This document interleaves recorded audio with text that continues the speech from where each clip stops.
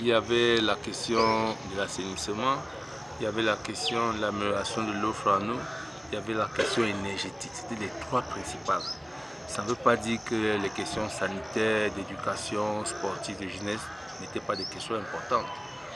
Et parlant donc du troisième volet, qui est celui de l'amélioration de l'offre en énergie, nous nous sommes rendus compte que notre commune était dotée à l'époque d'une microcentrale qui avait une capacité de 175 kW.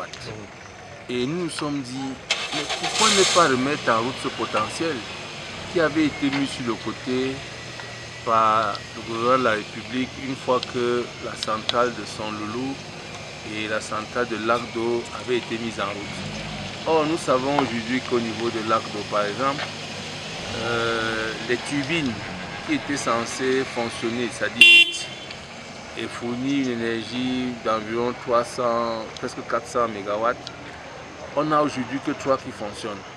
Et voyez-vous, quand vous êtes à Tchang, dès qu'il est 19 h, vous n'avez plus d'énergie.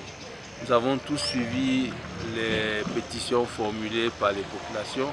Nous nous sommes dit, mais c'est le moment idéal de réhabiliter la microcentrale de Tinkopp. Et je commence d'abord par vous dire que on a la microcentrale de Dingang, c'est contractualisé, les travaux vont démarrer. Nous attendons juste la fin des pluies pour démarrer les travaux. Et à côté d'elle, il y a celle de l'EFOC. Nous allons lancer l'appel d'offres d'ici quelques jours. Et quand on ajoute celle de Tchouandeng, ça fera 4. Vous comprenez donc qu'en couplant cela à la microcentrale de la régie, nous serons en capacité de ne plus vivre ce que nous vivons. C'est-à-dire que les ménages auront l'énergie, les industriels auront de l'énergie. Vous savez qu'une de nos préoccupations, c'est d'industrialiser la ville de Tchang. Et le nouveau code général de décentralisation donne la capacité à la commune de créer une zone industrielle. Donc il devenait impérieux de se remettre véritablement en route dans le cadre de la réhabilitation de cette microcentrale. C'est vrai, il y a un prestataire qui avait émis la volonté de pouvoir nous accompagner, mais ça a pris du temps. Et vous savez, l'action ne souffre point de délai. Vous, les populations, vous vous plaignez tous les jours. Et quand ça ne va pas vite, on est obligé de mettre en concurrence tous ceux qui ont la capacité de pouvoir nous accompagner. C'est ainsi que le promoteur de Solar Hydrowatt, vous devez le savoir, qui est l'adjudicataire des travaux d'électrification du groupement Fotissa, vous savez que ces travaux sont en cours. M. Kenfak Joseph, il a accepté de nous accompagner dans la réhabilitation de la microcentrale de Tinkopp. Et c'est ainsi que, il y a 7 jours, nous avons visité tout le site, depuis la mise en charge jusqu'à l'usine. Nous nous sommes rendus compte que malheureusement, les gens avaient construit sur les canalisations, notamment la canalisation d'amener et la canalisation forcée. Donc aujourd'hui, il est question, et le préfet a décidé de nous accompagner là-dedans, de libérer l'emprise de cette microcentrale pour que les travaux inhérents à sa réhabilitation puissent s'effectuer sans souci. Et il est important de préciser que l'unité de comptage a été installée à 7 jours qui va nous permettre d'évaluer le tirant d'eau et par voie de conséquent le débit. Et nous saurons si, on ne sait jamais, peut-être que les turbines de l'ancienne microcentrale avaient été sous-estimées, comme nous l'avons découvert au moment où on a lancé les études de la microcentrale de Lingang. C'est le même Kenfak Joseph s'était rendu compte qu'on avait largement sous-estimé parce qu'il avait utilisé les techniques, il avait utilisé les règles de l'art et c'est ce qu'il est en train de faire pour nous accompagner une fois de plus. Et nous pensons que une fois cette microcentrale debout, les problèmes d'énergie à Tchang seront quasiment derrière nous. J'ai dit quasiment parce que vous savez, les populations croissent, la demande est de plus en plus grande et nous devons exploiter tout le potentiel que nous avons dans notre arrondissement en nous focalisant bien sûr sur l'écosystème juridique qui a été mise en œuvre dans le nouveau code général de la décentralisation. Et qu'en est-il du centre climatique? Relativement au Parce qu'on centre sait que la climatique, CAN, c'est bientôt. nous avons saisi à nouveau, il faut le dire, parce que l'État du Cameroun avait déjà été saisi, nous avons à nouveau saisi le chef du gouvernement pour lui montrer la préoccupation que nous avions relativement à la réhabilitation de cette merveille, il faut le dire ainsi. Parce que voyez-vous, lors de nos échanges avec le ministre directeur de cabinet, il est revenu de façon constante que le chef du gouvernement connaissait bien le coin parce qu'il s'y reposait à l'époque. Lui-même, le chef de cabinet, le ministre directeur de cabinet, qui est l'ancien préfet des Parents, maintenant vous devez le savoir, dit lui-même qu'il venait se reposer ici à l'époque quand il n'était même pas préfet à Tchang. Ça signifie que le climat qui règne dans cette zone reste le même et c'est ça qui fait le charme de ce centre. Nous avons exposé notre volonté de remettre cela en route à travers le partenariat public-privé, ce qu'on appelle 3P. C'est un modèle économique qui porte ses fruits aujourd'hui. Et celui qui vous parle sait bien de quoi il parle, parce que c'est avec ce modèle que nous avons par exemple mis en route le centre technique agroalimentaire du Cameroun. Donc il est question aujourd'hui d'affiner les éléments qui montrent qu'on est véritablement en capacité, c'est-à-dire rendre ce projet bancable. Donner la confiance qu'il faut à l'État, encore que la commune de Tchang n'est que le prolongement de l'État du Cameroun. Vous savez très bien que c'est ce qu'on appelle la collectivité territoriale décentralisée. Nous pensons que nous avons toutes nos chances et nous devons jouer comme cela se doit dans un mouvement d'ensemble, vous compris les communicateurs, pour que ce projet se mette debout, pour que la ville de Tchang retrouve ce qu'elle a été il y a quelques années. Il y avait un autre problème, celui de la construction autour du lac 8. Oui, vous savez...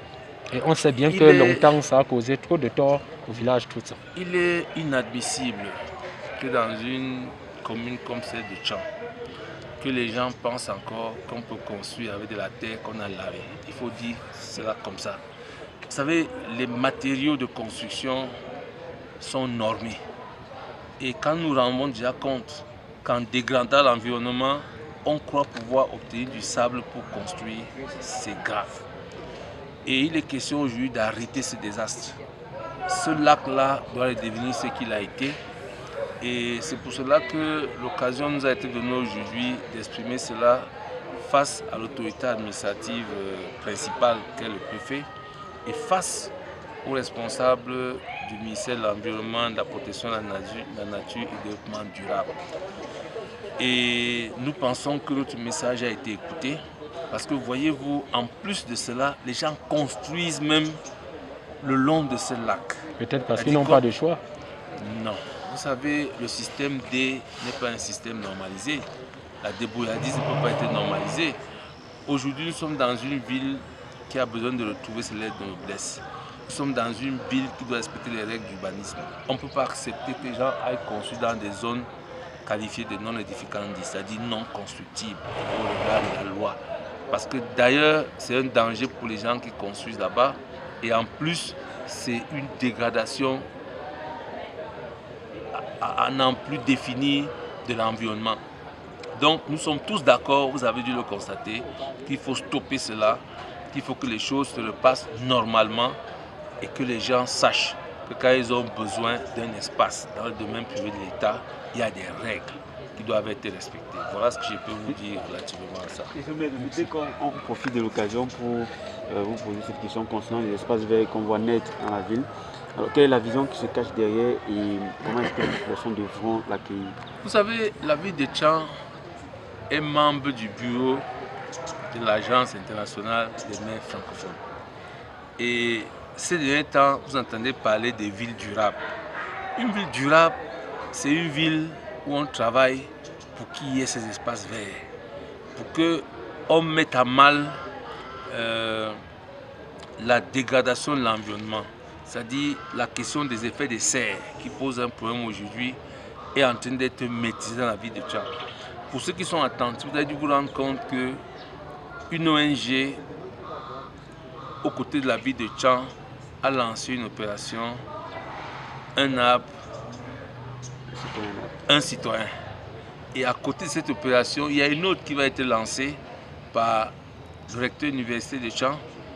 Tout ça est destiné à créer des espèces de forêts urbaines. Et les espaces verts que vous voyez sont la manifestation de la volonté de l'exécutif municipal actuel, celui des grands défis, de faire de cette ville une ville exemplaire, une ville durable, une ville fleurie. Pour ceux qui ont eu la chance de visiter une ville comme celle de Caen en France, on l'appelle la ville fleurie.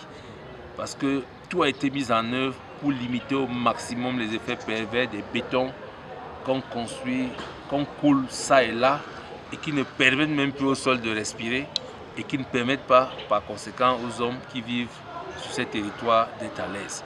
Donc c'est une opération qui est destinée à l'aménagement de notre territoire et qui, à terme, va redonner à cette ville son charme d'antan, va être une ville qui capte des personnes, une ville attractive, une ville où il fait bon vivre. Il va créer par-delà le tourisme. Bien entendu, c'est la conséquence immédiate. Parce que dès qu'on parle d'une ville fleurie, une ville où il fait bon vivre, une ville où vous avez un musée de civilisation du Cameroun, il va de soi que chacun ait envie de venir la visiter. Normal qu'à côté d'un hôtel comme celui-là, d'un établissement hôtelier, que les gens viennent développer une activité qui ne cadre pas avec ce qui devrait se passer dans les alentours.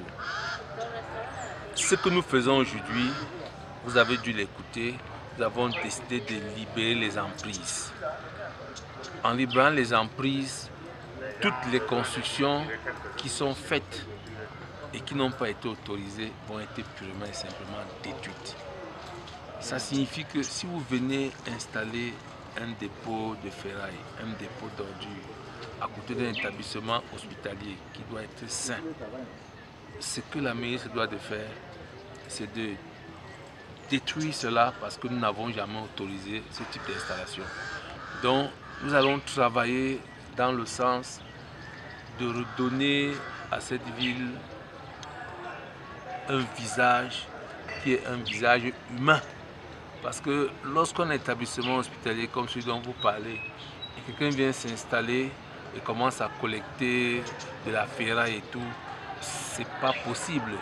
Et c'est l'occasion de vous dire que le plan d'occupation des sols dont nous avons parlé tantôt va permettre justement de libérer la ville de toutes ces constructions anarchiques qui se font dans les zones où elles n'ont pas été prévues pour être implantées. C'est de cela qu'il s'agit en réalité. Donc, des zones où on laisse les ordures, notamment la décharge, elles sont connues.